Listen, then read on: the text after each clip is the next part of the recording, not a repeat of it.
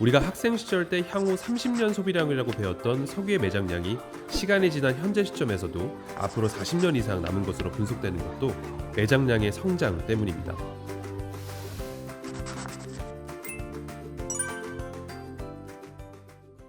석유 개발의 과정은 크게 탐사, 개발, 생산 순으로 진행됩니다.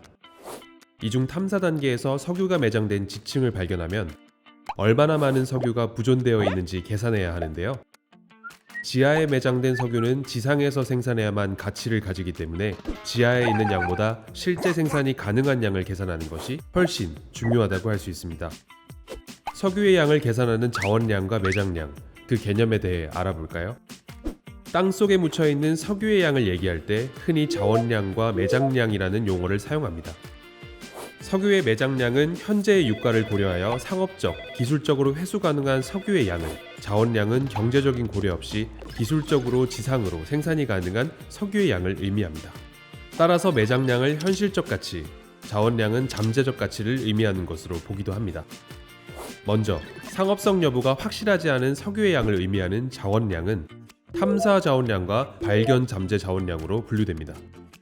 탐사 자원량으로 구분된 석유는 시추를 통해 실제로 부존이 확인될 경우 발견 잠재 자원량으로, 발견 잠재 자원량은 상업성이 인정될 경우 매장량으로 분류됩니다. 매장량은 회수 가능성에 따라 다시 확인, 추정, 가능 매장량으로 분류됩니다. 확인 매장량은 기술적, 경제적 조건을 고려할 때 90% 이상 회수 가능할 것으로 판단되는 양이고요.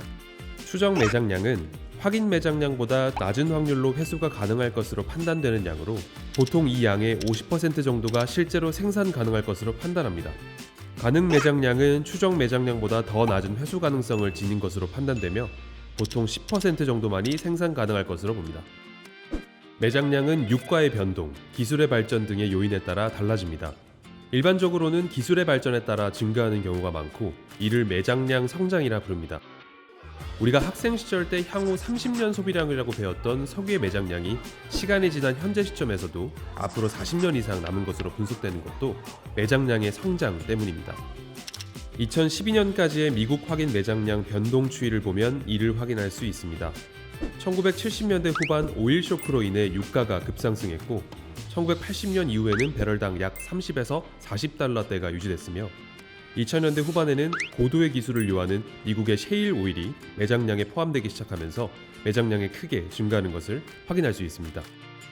신재생에너지의 중요성이 커지고 있는 현재는 각국에서 석유 매장량 확보에 혈안이 되어 있습니다. 그 이유는 바로 석유와 천연가스가 다음 세대의 에너지로 가는 가교 역할을 하기 때문인데요. 신재생 에너지 부문에서 가장 앞서가는 것으로 알려진 독일의 원유 매장량은 약 1억 3천만 배럴 정도이고 가까운 일본과 대만의 국내 확인 매장량은 각각 4,400만 배럴, 240만 배럴에 달하는데요. 안타깝게도 동해 1, 2 가스전의 생산이 종료되는 우리나라의 확인 매장량은 곧 0이 됩니다. 성공적인 에너지 구조 전환과 국가 경쟁력을 위해 결코 소홀할 수 없는 국내 자원 확보의 중요성을 다시금 깨닫게 해주는 대목입니다.